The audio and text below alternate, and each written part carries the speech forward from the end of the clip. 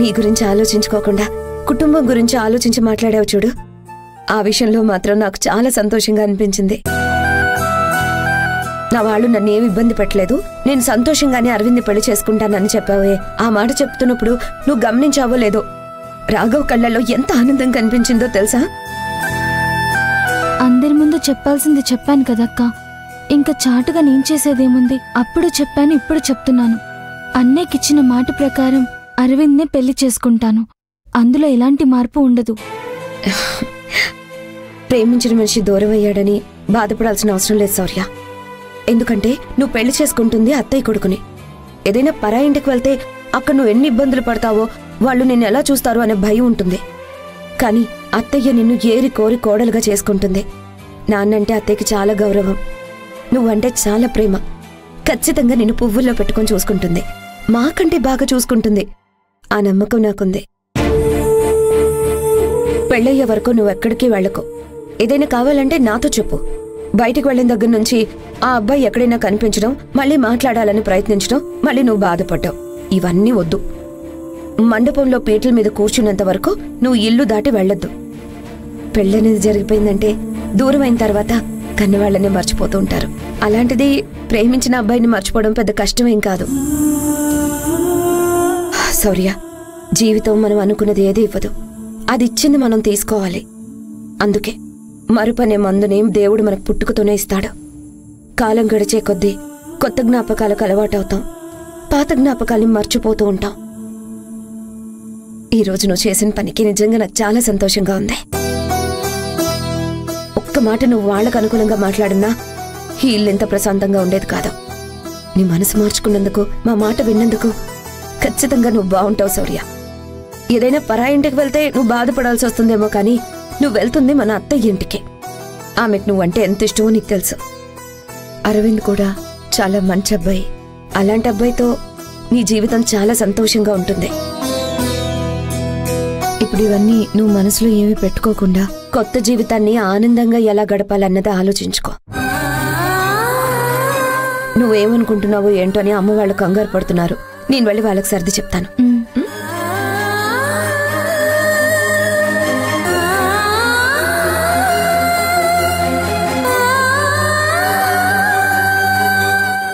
చెప్పు శౌర్య, మనం ఎంతగా ప్రేమించుకున్నామో చెప్పు.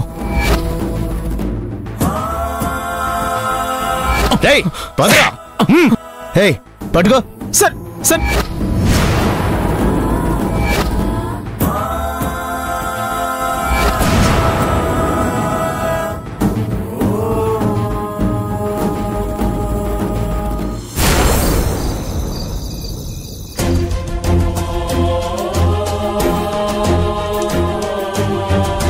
నా శౌర్య కోసం వస్తే కొట్టి తిట్టి తరిమేస్తున్నారు. ఏం చేస్తారు సార్? ఏం చేస్తానో చూస్తావా?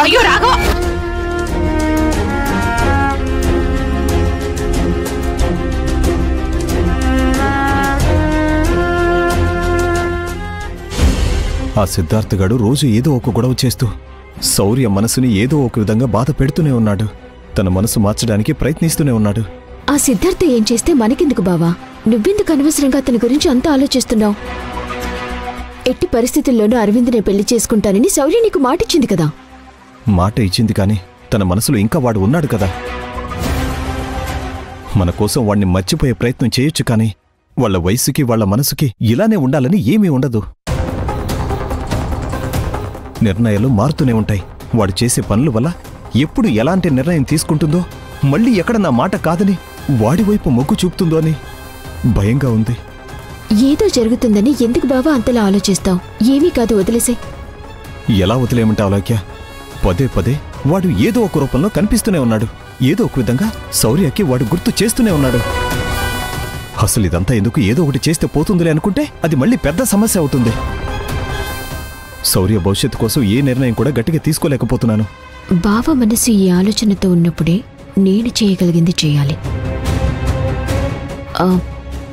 బావా, ఇలాంటి విషయాల్లోనే ఏదో ఒక స్ట్రాంగ్ డిసిషన్ తీసుకోవాలి.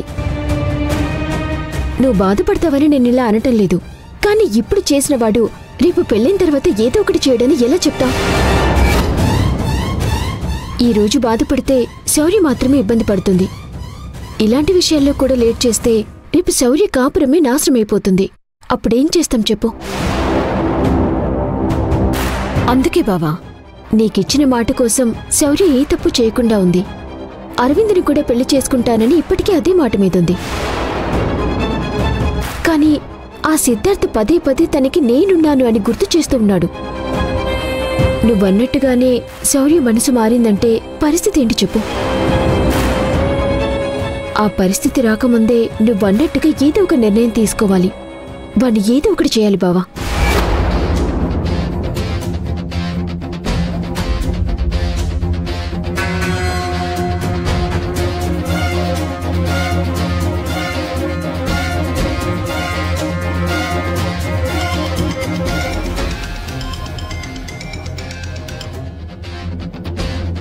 చెప్పండి అత్తయ్య. ఏంటి రాఘవా, గొంతు అలా ఉంది? ఒంట్లో ఏమైనా బాలేదా? అబ్బే అలాంటిదేం లేదత్తయ్య, బానే ఉంది. మీరు చెప్పండి. ఏం లేదురా, రేపు ఉదయాన్నే వెడ్డింగ్ కార్డ్స్ వస్తాయి కదా, మొదటి కార్డ్ని దేవుడి దగ్గర పెడితే మంచిది. అవునత్తయ్య, మొదటి శుభలేఖ స్వామివారి దగ్గర పెట్టి ఆశీర్వాదం తీసుకుంటే మంచిదే కదా. సరే, ఉదయం మీరు కూడా గుడికొచ్చారంటే అందరం కలిసి మొదటి శుభలేఖ దేవుడి దగ్గర పెడదాం. అలాగే అత్తయ్య, మీ ఇష్టం. నా ఇష్టమేముందిరా, పద్ధతిగా అందరూ చేసేదే కదా, మనం కూడా అలా చేస్తే బాగుంటుందని నాకు అనిపిస్తుంది. ఓ పంచేయ్, నువ్వు అన్నయ్యకి వదినికి కూడా చెప్పి ఇంట్లో వాళ్ళందరూ కలిసి వచ్చేసేయండి. సరే అత్తయ్య, అలాగే చెప్తాను. సరేరా, ఉదయం 9:30 కల్లా గుడికొచ్చేసేయండి. మేం ఇట్నుంచి ఇటే వచ్చేస్తాం. అలాగే అత్తయ్య. ఏంటి బావా? రేపు ఉదయం శుభలేఖలు వస్తాయి. మొదటి శుభలేఖని గుడి దగ్గరికి వెళ్ళి దేవుడి పాదాల దగ్గర పెడదాం అంటుంది. మంచిదే కదా బావా, అందరూ అదే చేస్తారు కదా. ఈ విషయం అమ్మా నాన్నకు కూడా చెప్పాలి. బావా, నేను చెప్తానులే. నువ్వేదో ఆలోచిస్తున్నావు కదా, దాని గురించి కొంచెం నువ్వు గట్టిగా ఆలోచించు.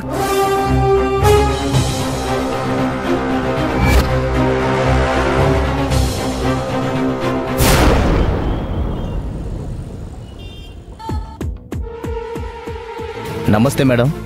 ఏంటి సే గారు ఇలా వచ్చారు? మీ అబ్బాయి కోసం రావాల్సి వచ్చింది మేడం. మావాడా? మావాడేం చేశాడు? రే సిద్ధార్థ్, ఏమైందిరా? ఏంటి సే గారు, మావాడేం చేశాడు? మీ వాడని తెలిసింది కాబట్టే ఇక్కడి దాకా తీసుకొచ్చాను. లేదంటే కటకటాల వెనక కూర్చోబెట్టి ఊసలు లెక్క పెట్టించేవాళ్ళం. ఏం మాట్లాడుతున్నారు మీరు? అంత తప్పు మావాడేం చేశాడు? ఏం చేశాడా?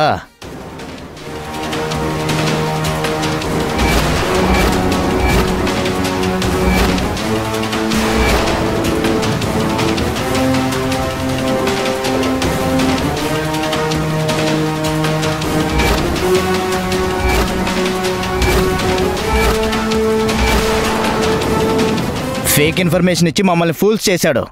మీ వాడి మాటలు నమ్మి వాళ్ళ ఇంటికి వెళ్ళినందుకు వాళ్ళు గనక పరువు నష్టం దావా వేస్తే ఫేస్ చేయాల్సింది మేము.